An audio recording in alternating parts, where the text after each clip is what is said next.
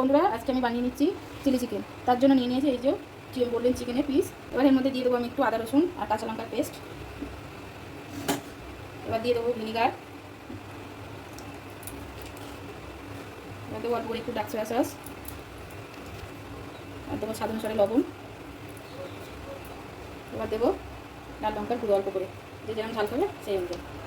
এবার এটাকে আমি ভালো করে ম্যারিনেট করে আধ ঘন্টা রেখে দেবো। দেখুন আমি চিকেনটা ভালো করে ম্যারিনেট করে রেখে দিয়েছি। আধ ঘন্টা এবার আমি ঢাকা দিয়ে রেখে দেবো। দেখুন বন্ধুরা, আমি চিলি চিকেন বানানোর জন্য যে চিকেনটাকে ম্যারিনেট করে রেখেছিলাম, আধ ঘন্টা আমার হয়ে গেছে। এবার আমি এর মধ্যে নিয়ে নেবো প্রথমে এই যে ময়দা, এবার দিয়ে নেবো অ্যারারুট, তারপরে দেবো একটা ডিম ফাটিয়ে দেবো এর মধ্যে। এবার এটাকে আমি ভালো করে মাখিয়ে নেবো। দেখুন বন্ধুরা, পকোড়াগুলো ভাজার জন্য আমি কড়াই তেল দিয়ে নিচ্ছি। কড়া আমার গরম হয়ে গেছে, কড়াই আমি তেল দিয়ে নিচ্ছি। তেলটা গরম হলে পকোড়াগুলো আমি ভেজে নেবো। তেলটা গরম হয়ে গেছে, পকোড়াগুলো আমি এবার একে একে তেলের মধ্যে দিয়ে নেবো।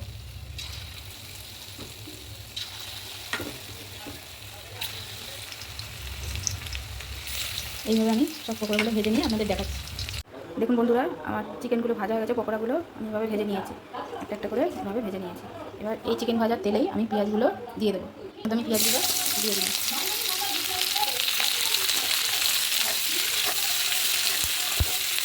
পেঁয়াজগুলো একটু হালকা করে ভেজে নেবো। পেঁয়াজটা ভাজা ভাজা হতে হতে আমি সসটা রেডি করে নেবো। সসটা আমি তৈরি করে নেবো। প্রথমে দেবো টমেটো কেচাপ,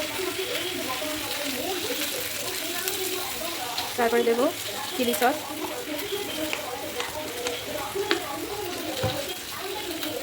এবার দেবো সয়া সস, তারপর দেবো রেড চিলি সস।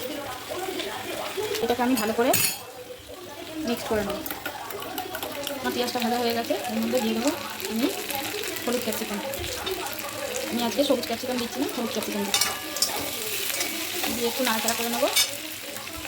ভাজা ভাজা হয়ে গেছে, এর মধ্যে দিয়ে দেবো এবারে কাঁচা লঙ্কা, চেরা কাঁচা লঙ্কা, আর দিয়ে দেবো এই আদা রসুনের পেস্টটা। দিয়ে কষিয়ে নেবো আমি ভালো করে। দেখুন আমার ভালো করে কষানো হয়ে গেছে, এর মধ্যে এবার আমি এই সসটা অ্যাড করে দেবো।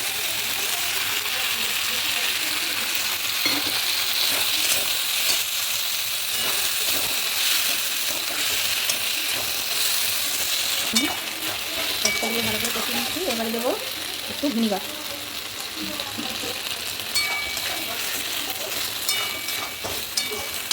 আর দেবো অল্প করে লবণ। যেহেতু সসে সব লবণ দেওয়া থাকে, সয়া সসে আমি অল্প করে লবণ দিলাম। দিয়ে আবারও ভালো করে কষিয়ে নেব। বন্ধুরা, আমি এর মধ্যে এবারে চিকেন পকোড়াগুলো ঢেলে দেবো।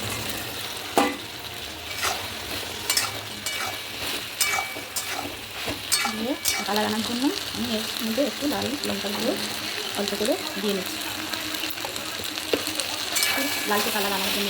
এটা আপনারা দিতেও পারেন, নাও দিতে পারেন।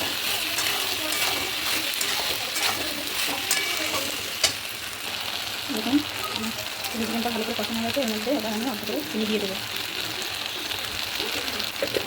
দিয়ে এটাকে মিক্স করে নেবো। রসা রসা মতন করবো, তার জন্য আমি এর মধ্যে একটু জল অ্যাড করে দেবো।